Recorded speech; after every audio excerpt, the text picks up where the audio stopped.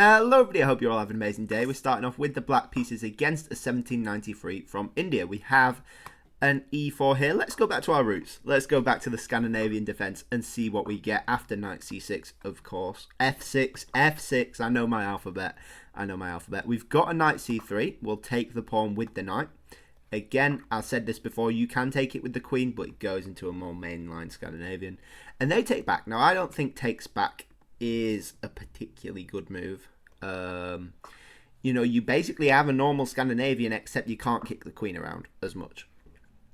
So this will be the next move they go for. They could potentially go for a c4, but I think we've seen in another video that doesn't quite work out very well for white. Now, it's tempting to go bishop g4, and you can. I think the computer recommends knight c6, though, so we're going to go ahead with that. And then the usual d4 is nice, and now we can go bishop g4. And you can see here potentially white's getting tangled up a bit in their own pieces. You know, with this pawn being a bit loose, we can long castle here, add another attacker onto this d pawn. And things pile up pretty quickly. I think even we could take this pawn. Knight takes, bishop takes, just wins the pawn. Because of the mating threat, actually, which is quite cool. Quite cool. So we just up a pawn. Happy. They go for this. We will take back. We get the piece. If not, we don't get a piece. We stick with the pawn up. Sorry, we stick with the pawn up, not a piece. But yeah, if they take back, it's just mate, so they have to go take with the queen. And now we can just take with this knight, and we are comfortably a piece up. We do have to watch out for some checks, but that's not a massive issue. But we're sort of on our own. This is all the theory we've got. 11 moves. 10 moves, I should say. C3 isn't theory. Well, isn't theory that I know, anyway. So.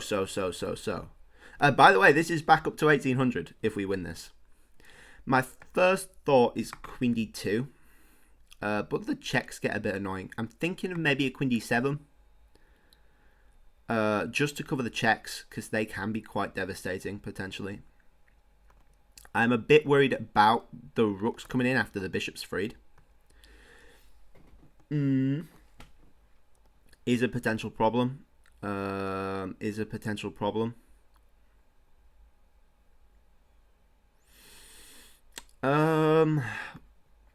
d5 is also a good looking move, because when they do that, we have f5. Let's go ahead with that. I don't think it's bad. We got 8 minutes, so we've used 2 minutes in the opening. Most of the bit was just on this one move, really. Now, it's tempting to let them take this pawn. You'll see a lot when you long castle, you have this a pawn hanging.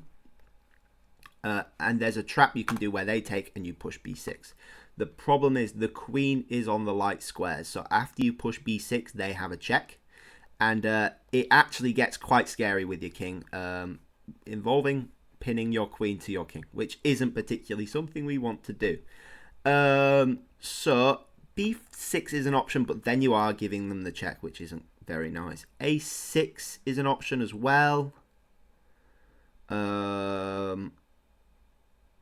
We could go now back to d3 is an option. Back to d3, rook comes out. No, queen takes. Or queen check probably is better. Queen check. Or then f5 still works. Maybe that's the right move. f5. Queen goes up. Then they still have the idea, but with a8 check. Takes rook. Ooh, that's quite even, actually. Maybe even a queen a5 could work here. Let's go queen a5. It's not a move I want to play, particularly. b4, a4, maybe even. a6 doubles the pawns, which again isn't the end of the world. We have some potential threats. Let's do that. I reckon they could throw in a check here. We'll pre-move takes just to save some time. Yeah, so they throw in the check. And now we will play an e6. And we're looking to free up the bishop to cover e7 and double up with the rooks. We've got to be careful though. We don't want to let them take g7 unless we do want to take them with some mating threat. What are they looking for here? They're looking for a b6, maybe even a rook there first. So we'll beat them to the punch and go c6 ourselves, threatening takes potentially, and then also threatening some bishop e7, queen takes, rook g8 with threats of mate is the idea. We also have queen d5 as an idea, looking to potentially trade off queens. We get kicked about then with the rooks, which isn't very nice. So they go there. Now we're going to do this little queen bishop e7 trick with the mating threat. See if they fall for it. See if they fall for it. They don't. They don't. Smart. I will say smart. We'll go to d5 now, because after the rook takes, our rooks are connected now. So we can just go to like e5, cover this pawn, and we're all good. And we are still up a pawn. It's important to know we're getting kicked about a fair amount, but we are still up a pawn. This isn't working still because they don't have the checks anymore. They go there, which is interesting. Threaten to trade off queens. No, but then queen takes. Rook d g7. No, rook h g7. Almost traps the queen, to be honest. Is very nice. I like that. Sacrificing a pawn back is interesting. It's interesting. We get a lot of tempos on the queen, so we'll see how that goes. They still can't take this, which is fun. We want to get a bishop f6. Kick about the rooks a bit. Now this bishop's super good. Our queen's still potentially getting kicked about a bit. They've got to move their rooks. Maybe play a b6. b6 they have breaks though. So you know what we're going to do. We're just going to go queen d3. Again, trade off queens. Simplify. Is a big thing I believe in, you know, simplifying when you're in danger. Now they can take this again. So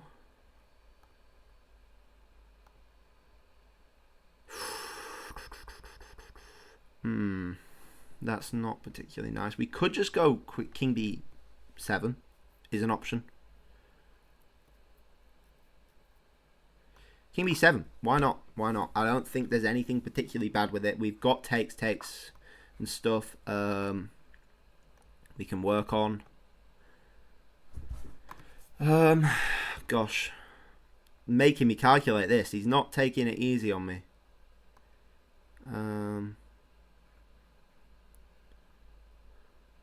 I really want to go bishop d4, but then rook comes out. Oh.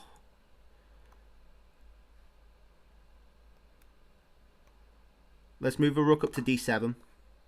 We've still got maneuverability with the queen. We will take inwards and then push a6.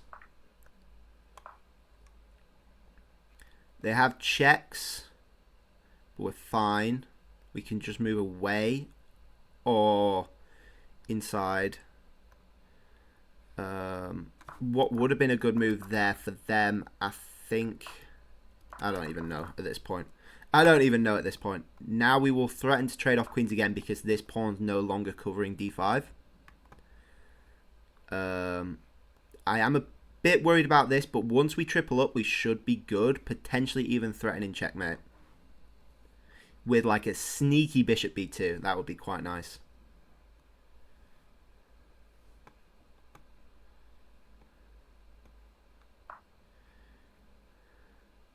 Still not threatening anything. We'll triple up the rooks. Everything's covered. 3.5 minutes left on the clock. They have more time. Now they're covering the mate. So, again, threaten the queens. Why not? We've got push if check. I don't particularly want to do it. But I will. Actually, no, we don't, because that's hanging the queen. So we won't do that, actually. We won't. Yeah, check. In fact, we will block this, and this forces off a queen trade almost. Oh, it does, because we have queen takes rook. Queen takes rook. Free rook. Free rook. Free rook. Free rook. Oh, so good. Queen takes rook is the best move here. So it's just a rook trade. Taking the queens off as well, and we are comfortably up a pawn. So he's not winning desperately, but it's a nice little cheeky move. Nice. Good spot. Good spot from them. Yeah, so we're up a pawn here. We're up a pawn. We'll go king c8. We will go king c8, looking for bishop d4. We couldn't do bishop d4 straight away because of the pin, but now our king's covering the rook, so we're all good. If they push, that's interesting, but we'll go bishop d4. Look to trade off the bishops and go into a pawn up rook endgame. It's not guaranteed at all, but we will try our best. We will try our best to make this happen. Go back over 1800. Especially if they let us take with the isolated pawn, I'd be quite happy with that. We want to get our king up to c6, hopefully. Just blockade this a bit. They take. Okay, so now we can get the king up to c6. Unless they sack the pawn, which is an interesting variation. Our rook's in front of our king, dominating the open file. Keep him principled. That's a good move. We will play... What will we play? Maybe even a rook b4. Push takes. Yeah. Rook b4. Oh, was that a mistake? No, I'm fine with that. I'm fine with that. They go there, we just go c4. They don't. They can take the open file, but they're not doing anything with it, basically. So yeah, we just take their b pawn. We go king d7. King d7 checks, actually interesting. So we'll take their b pawn. They push, yeah, and then we'll take with the king. So we have an outside pass pawn here. Up 2 pawns. It's maybe winning. Maybe winning now. Maybe winning. Especially if we can trade these rooks off. We've got the open file. Our king's on a good square here. We will play... What will... Do I want to do that?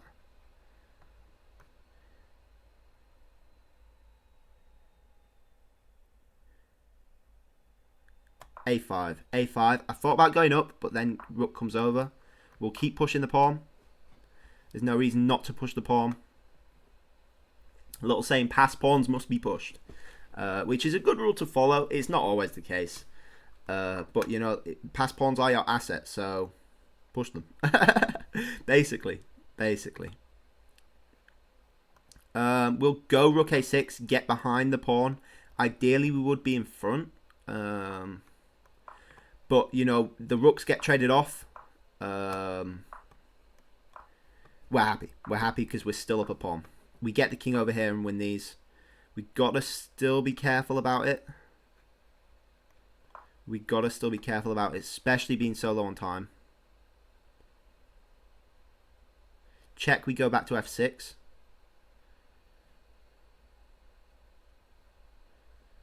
And potentially even sack this for a couple of these, if we can.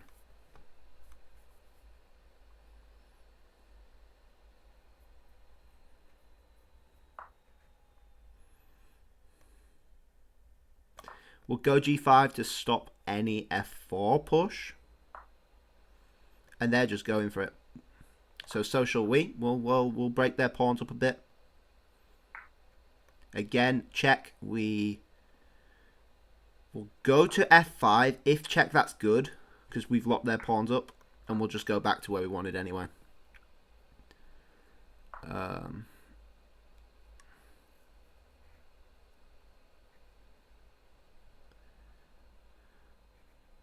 We'll go e5 first, then go to a4 and push e4.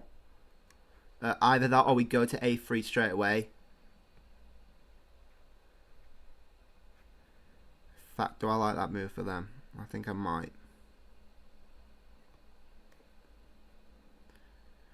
We'll go a3, rook a3, go for these two. Now that they're in a line, they go there.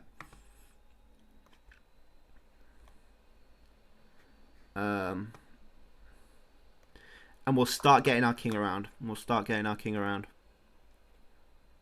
They'll go there, we just move straight back. Looking for this push. And we've dragged their king to the side, so I'm happy potentially giving up the pawn for nothing. We are still up 2 pawns. We'll break. Again, they trade off, we're happy.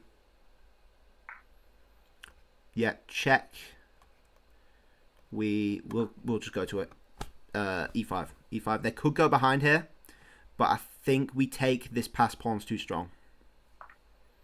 Yeah, and we will take with the king. Or the rook. We'll take with the king. Get behind and take these. Yeah, that's a move. Push the pawn. Why not? Push the pawn. 2 threats, you know. They can take this, but they've not got a passer. They've got to force a passer.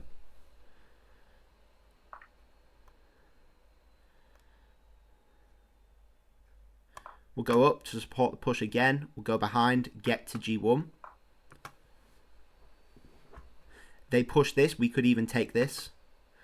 And then this is unstoppable, I think. We should be good here. 32 seconds left. It's not ideal. It's not ideal. I'm not going to lie. Want more time. We're going to have to pre-move a lot. But it's doable. Especially with a mating threat with the king being in the corner. I think they would have to trade off the rook for the queen. At which point it's pre-movable. Hopefully. Hopefully is the key word. We just got to be very, very quick. We keep going. We keep going. Forget about it. Our rook's too powerful.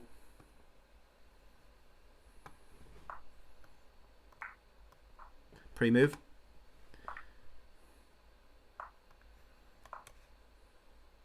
We go there anyway. Take the queen. Go there, take that. Resigns. Oh, very nice, very nice. I think that was quite a good game. High accuracy. We probably made a few mistakes with the queen maneuvers, but I think we should be pretty good there. I think we should be pretty good. What are we saying? What are we saying? Computer, tell me. We got a brilliant move, apparently, which probably the queen trade sack, whatever you want to call it. 84.3 versus 78.8. We had 2 big spikes there in the roller coaster, which we missed. 1900 versus 2150, 100% opening, 77.8% middle game, 86.4% end game. Not bad at all. Let's have a look. So we know this opening. If you looked at my Scandi video, you would know this relatively okay, hopefully. And then c3 is a bit of a mistake. And apparently queen d3 is the move here. Is the move. Because I have to check you still have f5, which I missed. And again, you're just trying to force off the queens. They're going to try getting on these white light squares with the check on the king. You're just going to play it solid. You're just going to play it solid. Bishop e. We move back, though. Which goes from actually minus 1.3 to 0.4, minus 0.4 for black, which is kind of crazy, to be honest. Like 1 move difference, 1 square difference, or I guess 2 squares difference, but you know, it's whatever. Queen a5, not my best idea. I will admit it gave them too many tempos, pushing pawns around the king, which got a bit sketchy at some points. e6 is a nice move. I'm going to say there's going to be a lot of good moves here. You know, apparently bishop e7 is not a good move. I'm guessing is queen takes? Queen takes is a blunder, yeah, because you just lose the queen for the rook. What's it saying? Just queen g3. Yeah. So what is actually the best move here? Bishop takes, really? You go for the bishop takes. Wow. So why does b6 not work? Oh, because you've got a5. Ah. Okay. And if you saw my Worst blunders in history video. Bobby Fischer did something very similar to this. Not the similar position, but very, very similar idea, where you actually sort of give up the bishop in order to, I say give up the bishop. Realistically, it was a very interesting and sort of half-decent move. Gave up his advantage, but still was drawable. And you play a5 to undermine this pawn structure that's locking in your bishop, and potentially even you've got an a6. Maybe not with the queen here in this position, but in Bobby Fischer's game, a6 was an idea. But anyway, we played queen d5, and apparently that bishop thing's still on because a5 is still there. Try trade off queens. Bishop f6 is really nice, hitting their rook, getting the bishop out with tempo. Yeah, queen d3 is not my greatest idea either. Again, just because the rooks can just kick you out straight away, and then you're trading stuff off with a quite weak king side. So I'm not particularly happy with that. Apparently rook d3 is better, and I see that. You're blocking off the queen diagonal. There's no kicking out because you can just trade. Or probably the better idea is to double up the rooks. So yeah. King b8, again, not my brightest moment. It looked scary, and no, I keep saying, actually calculate things out. Don't just say it looks scary and deal with it. Actually calculate it out. But I think it's forgivable here. They start pushing the pawns, and then rook d7. I thought there was a tactic here with like a rook d1, potentially. Where's the analysis? Rook d1? No. Queen f5. And is that not just hanging a rook? Oh, because your rook's connected to that. Myth. So smart. So smart. And if they take your queen first, you throw in the check. And then take the queen back. And this is not pleasant. You get their rook on the d, but it's survivable, I guess. Survivable. And it's saying about even. So that's fine. But apparently a6 is the reason. Oh, because you can't play b6 because of queen mate. Wow. So what are you meant to do here? Rook d5. That's vile. And you can't go c6 because takes, and then it's discovered check, which is nasty.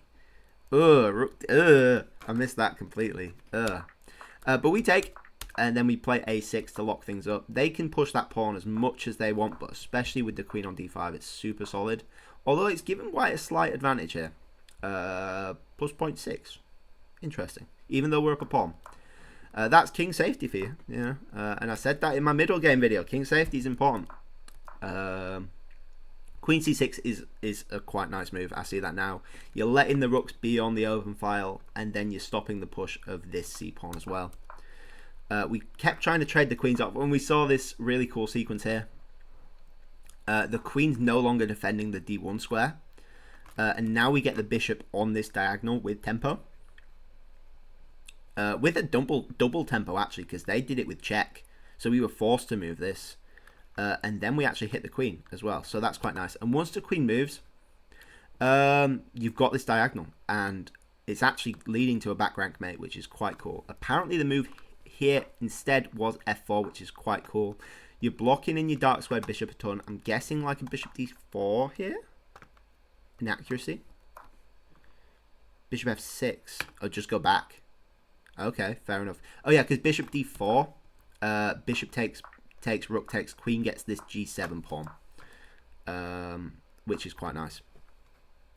Anyway, the whole idea of getting this back rank is so we can do queen takes b1. Brilliant move. And credit to them, they found a really good counter sack as well.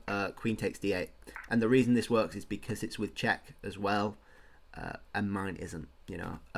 Doesn't underestimate how cool it is. But, you know, I thought they did well to find that. I guess you could say they were inspired by my move to find a similar move. But that's neither here nor there. Still very cool. Very cool idea. And then we're in a quote-unquote winning endgame. It proves harder than it actually is. You know, you're only a pawn up, and in a lot of cases, a pawn up in a rook endgame can be drawn. So it's not as easy as it looks. Computers say minus 2.5 for black. So king c8, the whole idea was to allow this bishop d4 move and trade off the rooks. They allow it. I thought, no, because bishop, that forces a trade-off. That forces a trade-off, and this is completely winning for black. The move here apparently was rook c1 though, which is interesting. Letting them trade off the bishop, I'm guessing because c6 is then a bit scary. No, you just take. And then maybe you claim you've got a slightly better rook endgame position. I'm not quite sure. Anyway, they decided to trade off. I guess they saw I was low on time. Maybe they saw c5. c6 was a cool move. But again, they went to c1. So why not do that and move earlier, I guess, which makes sense. We go to b6. They push. We get the extra pawn. And then we just make sure we're covering all the open files. And this is pretty simple from here. We get the king up. I always find it hard when you're pushing pawns like this. You've got to be very careful because it can easily be locked up, especially if you're looking for the break, which is sort of what we saw. It's sort of locked up, especially after g4 and f3. You know, we're struggling to get this e4 break, but we manage it. We do manage. Oh, that's such a nice move. Wow. Oh, in this position, a1 equals queen check. What? That's so cool. Sacrificing the passed pawn in order to get the rooks traded off, at which point the king's way too far away from these pawns. You take all three and just promote 4 queens, which is quite cool. I didn't even consider that as a move. That's very cool. We went the long way around though. We got these going. They decided to go for this 7th rank pawn. It's not necessary. We just promote basically, and you're not. It's good. It's good that we're not having to deal with this. You know, to be accurate, we should have taken this pawn. We should have taken this pawn because there is a chance that you can't actually reach the promotion square in time. I know like a rook a1, but especially if like they're not forced to take the queen. I don't know. In some situations, it's just not particularly accurate. Like it's still winning, and you saw it was still winning, but it's safer to take the pawn and reduce this sort of blockade to get to behind the pawn. Anyway, resigned. That was a good game. I enjoyed that thoroughly enjoyed that. Anyway, I hope you all enjoyed that. Thank you all for watching. I hope you all enjoyed that. Thank you all for I don't know what I'm doing. Anyway, please like if you liked. Please subscribe if you really liked. And I'll catch you guys all tomorrow. Bye bye.